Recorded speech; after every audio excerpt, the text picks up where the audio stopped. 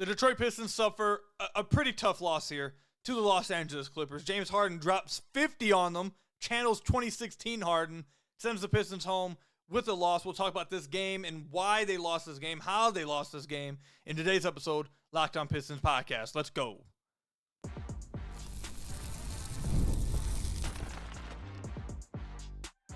You are Locked On Pistons, your daily Detroit Pistons podcast, part of the Locked On Podcast Network, your team every day. What's the deal? Welcome back to another episode of the Locked On Pistons podcast. Per usual, I'm your host, Khahil. You can find me over on Twitter at Khahil. I want to thank you guys for making Locked On Pistons your first listen of every single day. We're free and available on all your podcast platforms. If you haven't already, head to the YouTube channel at Locked On Pistons. Hit that subscribe button or leave us a 5-star review on whatever podcast platform you're listening to this on. And today's episode is brought to you by FanDuel. Right now, new FanDuel customers can get $150 in bonus bets if your first $5 bet wins. Also, make sure you guys head over to the playback room. We just had a ton of people in the room watching the games with us for a really late night. I'm recording this now after the game at 1:05 a.m. A lot of you guys came out and showed out. It was a lot of fun watching with you guys. You guys haven't joined the room, I'll link it down below the playback room. Also, subscribe to the Substack where I'll be dropping daily Piston articles as well for you. I'll link that down below as well. But the Detroit Pistons suffer a really depressing, sad loss here to the Los Angeles Clippers. We'll break down why it's such a tough loss, I'd say. But later on, I want to talk about Cade, who had a really good game in this game, and talk about what led to him having a really good game. He did a few things in this game that I really, really liked seeing. And also Schroder. Schroder had a fantastic game. We'll break down what we're seeing from him over the last few games as well. But let's get into what went wrong for the Pistons within this game. Listen, James Harden went crazy. I mean, you could really sum it up to just that. Harden had 50 points in this game. He got to the free throw line 20 times. 20 times. I mean, that's legit. That's legit vintage Houston Rockets James Harden. And one of the things I'd say I really disagreed with here, and the score, by the way, the Pistons lost 123-115. I really disagreed with the way the Pistons were covering him, especially in the second half. I would have been blitzing him a lot more, blitzing him consistently, especially once he started getting hot like this. I would have got the ball out of his hands and made someone else beat them. If someone else beat them, then so be it. But allowing Harden to just remain on like Harden Island the entire second half while he's cooking and while he's getting people in foul trouble, while he's getting free throws and while he's hitting step back three after step back three after step back three, and while he's hitting even step back middies after step back middies, like I wouldn't have allowed him to just take you down like that. I mean, and you see like what other teams did. I forget, was it Atlanta? The Cade had like a good first half, and then in the second half, Atlanta was doubling Cade full court, and Cade only ended up scoring like 10 points in that second half. Like you see teams do it to the Pistons. Teams consistently, when Cade gets it going, they just start blitzing the hell out of them and just straight up double teaming them. If I was the Pistons, I would have started just trapping this dude as well. Any pick and roll, I'm blitzing it, getting the ball out of his hands, try to force a turnover or something. But that was the real source of all the Pistons' issues and all of their offensive woes. Despite scoring 115 points, the Pistons' offense just didn't feel like, first of all, the defense was struggling because they couldn't stop Harden. And in the fourth quarter especially, they went with Schroder on Harden and Asar on Bogey, which I don't get that one. I understand that Asar's playing the 4, but I don't think they would just go to Bogey if Schroder was on them. I feel like the more important assignment here is Harden, and wasting your best perimeter defender in the league on Bogey instead of Harden, I feel like was a bit of a mistake. But so be it, is what it is. But like I was saying, their offense wasn't crisp, and it's because a lot of the Pistons offense comes when they're able to get in transition, when they're able to get in fast break, when they're able to get stops and push, when they get turnovers and push. That's where the Pistons are really at their best. And they just weren't able to get the Clippers in these kind of scenarios very often. They just weren't able to. The Clippers shot 13 of 24 from deep, 54%. Shot 55% from the field, and they got 26 free throws. Harden got 20 of them. So the play was constantly stopping because either of a free throw, can't push off a free throw, or a made basket. And they didn't turn the ball over either. Clippers only had 9 turnovers. So the Pistons defense just didn't show up in the way that really pushes to their success here. And that's one of the main reasons why the Pistons just lost this game. They couldn't get enough stops. They couldn't get on transition, and they couldn't stop Harden. They just flatly could not stop Harden. Then offensively for the Pistons, look, they couldn't get any rhythm going from beyond the arc. I know Beasley ended up hitting 4 of 10, but that was not a good game from Malik Beasley. He didn't have a good game. THJ didn't hit a 3. Simone Fontecchio went 0 of 3 from deep. Stu went 0 of 1. Holland went 0 and 1. Cade started off, I believe, 1 of 6. He ended up 2 of 7 from beyond the arc. The guy, Schroeder's the only reason why the Pistons' three-point numbers aren't in the single digits. He hit 5, which, again, we'll talk about him later. But outside of that, the Pistons' outside shooting and spacing just wasn't there within this game. And, again, like I said, they just weren't able to turn the Clippers over enough to get out in transition and really take advantage in fast break scenarios. I mean, this game, Ausar was 5 of 13. Now, he blew a few bunnies in this game, trying to finish alley-oops where he could have just caught it, brought it down, then finished. But, you know, Ausar is really great when you get him out in transition, when you get, you're playing fast. And they just weren't able to really do that. So Ausar didn't really feel like he had the biggest of impacts within this game as well. Duren just flatly did not have a good game at all. He played 25 minutes, only had 3 rebounds. He had a really good drive, like a Euro step drive off a pick and roll. That was really cool. But 7 points, 3 rebounds, 4 assists. Just wasn't a good game from Duren. He fouled out of this game as well.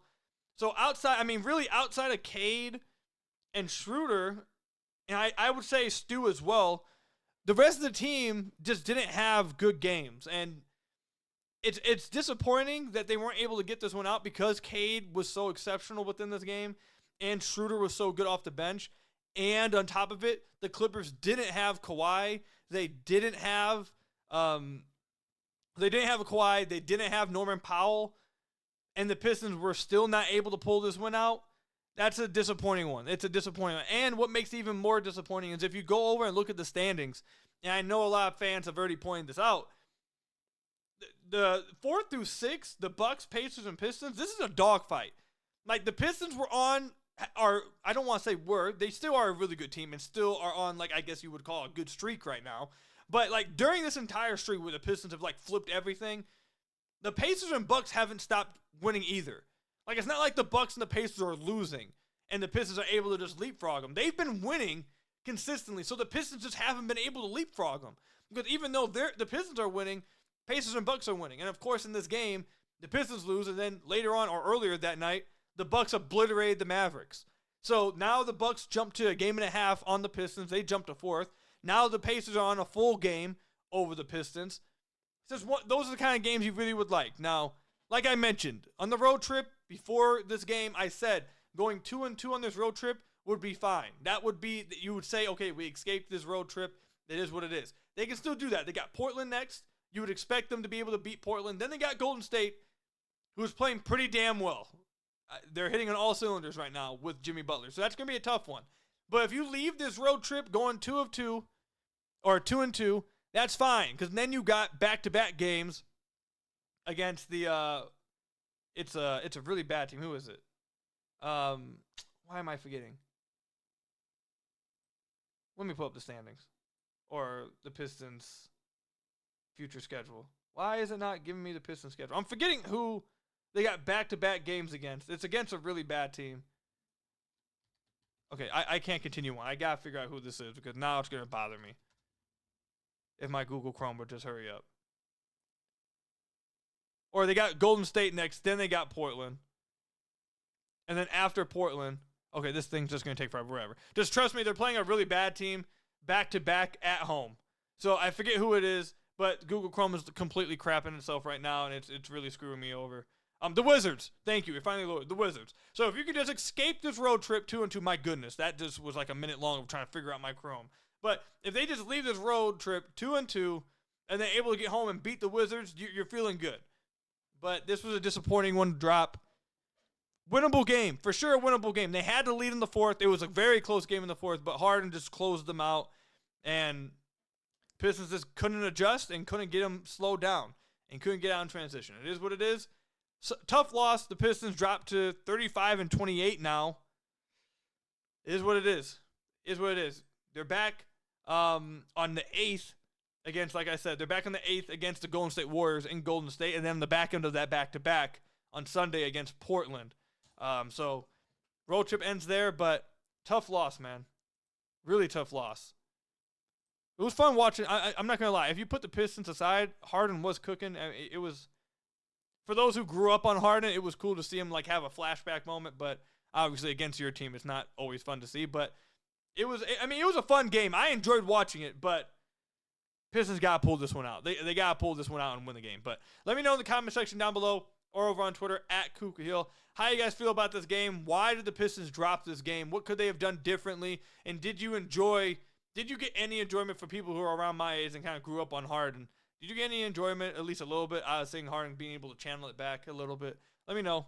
Comment section down below or over on Twitter at Khahil. I should mention also, by the way, should have mentioned this earlier. The Pistons were without Tobias Harris in this game. His presence was dearly missed. They need Tobias on the floor. But let me know. Comment section down below or over on Twitter at Khahil. When we come back, Cade had a fantastic game, and there was a few things that he did that really led to him having this great game that I really want to talk about when we come back.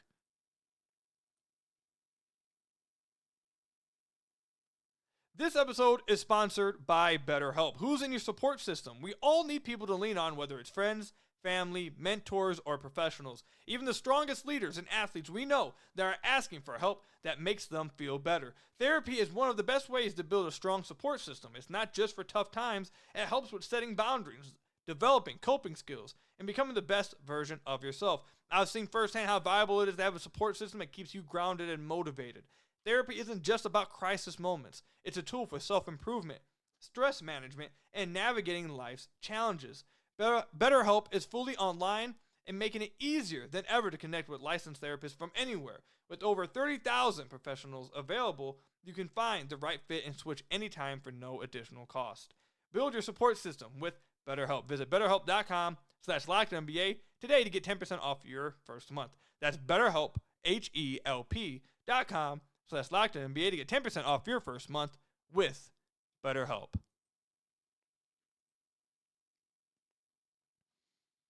So I want to thank you guys again for making Locked On Pistons your first listen of every single day. We are free and available on all your podcast platforms. If you haven't already, head to the YouTube channel at Locked On Pistons. Hit that subscribe button or leave us a 5-star review on whatever podcast platform you're listening to this on. That's another great way to support the podcast. So despite the loss within this game, Cade had a fantastic game. 37 points on just 25 shot attempts, 10 assists, 7 rebounds. He got to the free throw line 6 times. I feel like he could have got there way more as well. Like, I don't know. This is just going to be, I think, a talking point we're probably going to have for the rest of Cade's career. And it's sad to say that. It's sad, but I feel like this is just what it's going to be.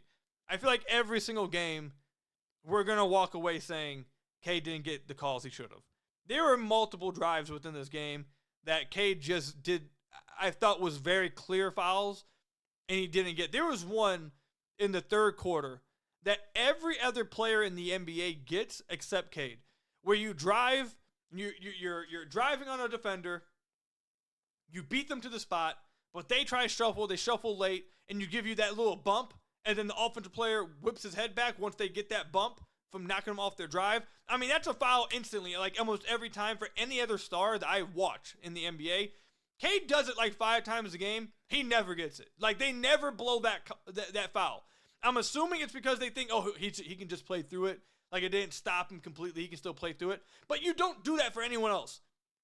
You don't give them those little, oh, you can play through it kind of things. Anyone else, you're like, oh, that's a ticky-tack foul. Let's get them into the bonus. Now you're at the free throw line. Like, the Pistons don't ever get any of those cheap fouls. Cade, I should say, doesn't get any of those cheap ticky-tack fouls that just gets him an easy 2 free throws like Harden gets tonight, or like a Trae Young gets, or like a Jalen Brunson gets, or a SGA gets, or a Luka. Like, any of these other stars, they get these ticky-tack fouls that get teams in the bonus, and they get a lot of free throws because of it. Cade just doesn't. Like, the refs just don't respect him. I don't get it. I don't understand it. I don't know why Cade has to play through contact and no one else has to, but like, whatever, I guess. Harden can get 20 free throws on the other end. Cade can't even get 10, can't get 8 free throws, even though he lived in the paint in this game and was just playing through contact. But it is what it is. We know that's something that's going to be complained about nonstop, whatever. There are a few things that Cade did that I really wanted to point out. Number one, we've talked about it nonstop on this podcast. I asked Cade about it after one of their games last week. I believe it was against the Clippers, actually. They talked about this. I asked him about his floater game and how he's going to the floater. And he said that it's something he's going to. He's trying to work on. He thinks it can get even better. In this game, he opened up the game with back-to-back floaters. Later on in the game, he went back to it again. I think he went to 4 floaters within this game. He went 4 for 4. So that right there is an element of his game that he has to continue to go to. He has to unleash his floater because he has incredible touch from that 3 to 5 foot area on those hook shots, on those floaters. He has great touch. Great touch. Way better touch than he does at the rim. I'm confused by that a little bit. But his touch from that area is fantastic. So really upping the volume from that area not only will make you more efficient and open up more scoring angles for you, but if you watch a Trae Young, if you watch a LaMelo, if you watch a Luka, they utilize that floater to open up passing lanes, to open up even more lobs for a Jalen Duren, for an Asar Thompson. You can really utilize the footwork on those floaters to open up extra passing lanes that weren't there before. Again, you see Trae Young do this. I think he's probably the best in the league at doing this. He is the best at turning floaters into open passing lanes. That's the kind of thing you get when you up the volume on your floater, especially when you're good at it. And Cade's really good at it. He's really good on floaters. So I love the fact that he went to that. The other thing I saw from him in this game that, look, it almost brought a tear to my eye, man. I had to get some Kleenex, man. I was about to start crying. There was twice in this game, and you guys know who have been listening to the podcast all year. You guys know I have been sitting here, begging. And every time he does it, I make a huge deal out of it because I'm waiting for the day that it becomes normal on every drive he does. In this game, low pickup point, and then rips through, gets the free throws. I almost wanted to cry. I almost shed a tear. I swear to God, I almost shed a tear. It's what all the great foul merchants in the league do. You watch Jalen Brunson. You watch SGA. You watch Harden. Harden did it like 30 times in this game. Like all of them, all the great scorers, all the great drivers, I'm telling you, you watch any of them, all of them are utilizing over and over and over again low pickup points to rip through, get slaps in the arm, and get easy fouls. Heck, even Donovan Mitchell actually went to the extreme with it, except in the other route. He's been utilizing this high pickup point where he kind of like gathers over people with one hand, and if you slap it makes it evident when he gets slapped and he gets fouls off of it. But either way, like I said, just when you, in the NBA, when you show the ball and you show your arms, and you extend your arms at any drive, whether it's a high pickup point, a low pickup point, you are going to draw fouls more often because it's clearer to the refs. You hear the slaps, you see the slaps more clearly. You can sell it more when someone hits your arm. You can, it leads to you getting more free throws, more foul calls. And when Cade did it tonight, I almost shed a tear, man. I almost shed a tear. It needs to be a part of almost every drive he does, man. I'm telling you. He has a super long wingspan, too. That helps. He can get super low to the ground with it. I'm telling you. He adds that to his game to where he's doing that routinely. We're on our way to 7-8 free throws a game. I'm telling you, if he just starts doing it more often. But those are two main things I really loved from Cade in this game. I thought there's just minor detail type of things, something like nerds like me really watch for and you know, get excited about. Outside of that, I mean, you just saw a really good Cade game. I mean, like I mentioned in the last episode, the Pistons truly got themselves a future superstar, if he's not already one right now. There's a few places that have been ranking him top 10. I just read the MVP rankings for NBA.com. He was top 10. The Pistons really got themselves one, man. Really got themselves one. He had to play 39 minutes in this game. 39 minutes. And it was 37 points, incredible efficiency in this game. This was a duel. And it's fun. As someone who watches, someone who just obviously watches the games, it's fun to watch Cade go into duels with another star. Like that game against Anthony Edwards, that was dope. The Pistons were winning by like double digits the entire game, but that one-on-one duel watching between him and Ant was crazy. Watching Cade and Brunson go at each other, that was crazy. That's just fun to watch. Watching Cade and Harden go at each other. That was just fun to watch. I know the Pistons ended up losing. You don't want them to lose. You want them to come out and win. But the basketball, the NBA fan in you, it's just fun. Like when you have a star that you're covering, that's on your favorite team, and he's being respected as that star, getting this attention, and then he goes into a duel with another star, and they're just going back and forth. It's kind of like a respect thing. It's kind of like he's really getting his respect now. Like this is you're watching like two really great players just go at each other. So it was fun to watch. Again, you would have liked to see the Pistons win, but I thought it was super fun to watch this game between Cade and Harden, and they celebrate or not celebrate. Celebrate is the wrong word here. They met up after the game, kind of dapped each other up, had a word for a minute there. I know they respect each other, so those are two things I really like from Cade. Cade had a fantastic game. He's getting his respect, and he really is becoming a superstar right before our eyes, man. Right before our eyes. Oh, actually, the other thing I didn't mention, I should have mentioned this. Probably his best interior finishing game of the year. He shot 2 of 7 from deep, so you take those attempts away. He was 13 of 18 on all twos. Almost all of those were in the paint. Almost every single made two he had was in the paint. I think he had 2 mid-range pull-ups that he hit. Outside of that, everything was in the paint. This was by far his best finishing game, I think, of the year. Best one. Went to the floater a lot, had some contested right hand, left hand finishes, had a few dunks. I thought this was by far his best finishing game of the year. So if just only you could get his great finishing game to go along with the great shooting game, he'd explode for 50 plus easy. But, we're still waiting for that. But we're getting there. Great Cade game. Sucks it goes into a loss, but it is what it is. He's a superstar, dude. Is what it is. Let me know in the comment section down below or over on Twitter at Khahil how you guys feel about Cade's performance within this game. Did you have fun watching this duel between him and James Harden? What was your biggest takeaway from Cade's game in this loss against the Clippers? Let me know. Comment section down below or over on Twitter at Khahil. When we come back, Dennis Schroder, man. There were some questions after he got traded to Golden State whether he had anything left in him.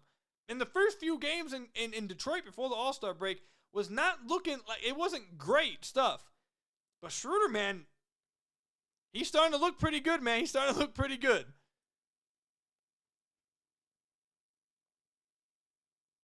When the game tips off, the NBA action is just getting started, and there's no better place to get in on it than with FanDuel, America's #1 sportsbook. With FanDuel, you can place live bets throughout the game, so even if you miss the opening tip-off or want to bet on a fourth quarter comeback, you can stay in on the action. And if you're looking for a bigger payout, you can even combine your live bets into a same-game parlay. I love using FanDuel's live betting feature because it keeps every moment of the game exciting. Whether I'm backing my team for a late-game rally or picking a player to hit a clutch 3, I never feel like I'm missing out on anything. Plus, the app is easy to use, and when you win, you get paid instantly. Right now, new FanDuel customers can get $150 in bonus bets if your first $5 bet wins. Just visit FanDuel.com to join today. That's FanDuel.com for your shot at $150 in bonus bets. Make every moment more with FanDuel, the official sports betting partner of the NBA.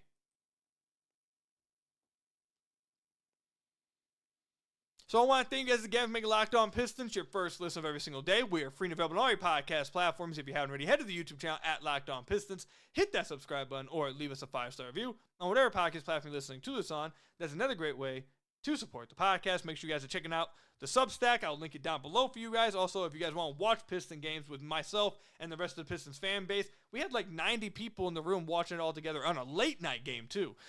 This game lasted until like 12:45 a.m. People showed up and showed out. So if you want to join us and have fun watching the games together, I'll link that down below for you guys as well at the playback room. But Schroder, man, had a fantastic game for the Detroit Pistons. 21 points, 6 assists. Was it 6 assists or 7 assists? 7 assists. 21 points, 7 assists, 6 rebounds. Plus 8 in this game. 8 of 14 from the field, 5 of 9 from deep. Obviously, the outside shooting. He was the only one that was really on fire from deep. He even had one crazy 3 go in where it like bounced like 40 feet in the air and then it dropped in. He just had the touch tonight. He's been playing much better as of late, obviously, for the Pistons. And he's getting more accustomed. Like, obviously that was going to help him just playing more and getting accustomed to the team. But like I told you guys when they first acquired him, that's not really what I wasn't really watching for him to become like a superstar or obviously, but like to score 20 points. That's not really what I was looking for him to do. I was looking to see, did he still have that burst they showed in Brooklyn. And remember, we brought up the stat where I believe it was the exact, I might be off by like a percentage or two, but his rim rate in Brooklyn was at like 27%. And then in Golden State, his rim rate, which is how often you're getting to the rim, obviously, but 27% in Golden State, and then dropped to 9% in Golden State. So the main thing I've been watching for, and I told you guys this when they acquired him, I've been talking about nonstop. What I've been watching for is, does he still have that burst to get to the rim, get defenses in rotation, suck the defense in, and allow the Pistons to get into some drive and kick actions? Because that was really what the Pistons were struggling with massively, extraordinarily, bad. They were so bad at this in the non-Cade minutes. All their offense was just a bunch of DHOs around the perimeter and hoping someone got hot from three. That was one of the biggest things they had to address on this team, was the non-Cade minutes, getting someone that can put pressure on the rim and get the defense in rotation. So that's what I've been watching for with Schroder. This, I thought, was his best game by far. Getting to the rim, he looked fast again tonight. He looked like he had some really good burst in this game. He was getting to the rim consistently, dusting dudes. I mean, you guys know that if you've been watching Schroder for a while, even going all the way back to Atlanta, you guys know that one of his favorite go-to moves is kind of like the hesitation look back. He'll cross over, act like he's bringing it back out to the three-point line, turn his head, and then quickly cross over right back to the left and try to get all the way to the rim. I saw him try to do that in the few times in the first few games, and he wasn't able to be his guy off the dribble. This game, he dusted three dudes like that. He left them in the dust. Got all the way to the rim for an and one time. Actually, not even an and one. I thought it should have been an and one, but the Pistons got a horrible whistle, just like they always do. But by the way, James Harden had more free throws than the entire Pistons team. I just want everyone to know that. I know this is a Schroder conversation, but Harden had 20 free throws. The Pistons had 19. Look, I understand James Harden is great. I understand he draws fouls. But Cade had 25 shot attempts his damn self. Cade had more attempts than Harden did while taking 6 less threes. But yet Harden got 14 more free throws than Cade. And more free throws than the entire Pistons team. Dude, come on. That's a little ridiculous. That is a little ridiculous. But anywho, Schroder, I thought, was amazing into the rim. He was getting constant rim pressure, constantly getting the defense to suck in and force rotations. That's why he had 7 assists in this game. He was constantly finding the open man, whether it's a dump off to Stu or to an Asar or to a Duren or a kick out three to a Cade, to a Malik Beasley. He was constantly generating open looks. He generated multiple good looks for Simone Fontecchio, who continues to play really, really poorly, by the way. But I mean, this is the best way to look at it. Simone played really poorly, but was a +8 in this game because all his minutes were shared with Schroder, who also was a +8. So, Schroder was creating good offense nonstop for the Pistons. It's because he was able to get to the rim consistently over and over and over again. And that's what the Pistons need. They need someone else on this team to be a rim pressure threat, someone who can consistently break down a defense. And if Schroeder is able to do that for them the rest of the year, if this is actually him getting back some of that burst he had in Brooklyn, if he's starting to get his legs under him, starting to get accustomed, now this is the real Schroeder you're going to be seeing more often than not, you don't need him to hit 5 threes. I don't need him to hit 2 threes. I don't need him to score 21 points. You don't need him to do that. If he does it, that's great. No doubt. That's not what you need from him, though. What you need from him is a point guard who's able to break down the defense. So if that's back, if his burst is back or never really left and was always there, that's huge for the Pistons. So he's been playing well the last few games, I feel like. Ever since the Nuggets game, I feel like he's been fine. He had that really good game against Atlanta. He had a really tough game last time against the Clippers. But outside of that, I think he's been pretty good since the All-Star break, especially the last few games. I feel like he's really starting to get some of that burst back. I mean, look, let me read you his assist numbers the last 6 games, and then we'll wrap it up here. 7 assists this past game. The game before this one, 4 assists, 5 assists, 7 assists, 4 assists, 7 assists. And this is all while not playing 30 minutes. These are his minutes in these games. 28, 17, 18, 24, 19, 22, 18. He's racking up assist numbers. He's doing what the Pistons needed. They needed a point guard desperately, and he's giving them it. So I think he's been pretty good for the Pistons. And he had, I think, his best game by far for the Pistons tonight. And it's not even just because he hit 5 threes, because how easily he was getting to the rim. So let me know in the comment section down below how you guys feel about Schroder's game today against the Clippers. Have you guys, been impressed with his play since the All-Star break? Again, comment section down below or over on Twitter at Khahil. That's all I've got for you guys today. Thank you guys for making Locked On Pistons your first listen of every single day. Free and available on all your podcast platforms. Hit that subscribe button to the YouTube channel. Leave us a 5-star review, whatever podcast platform you're listening to this on. And until next time, I'll see you guys later. Stay safe out there. And until next time, everybody, peace out.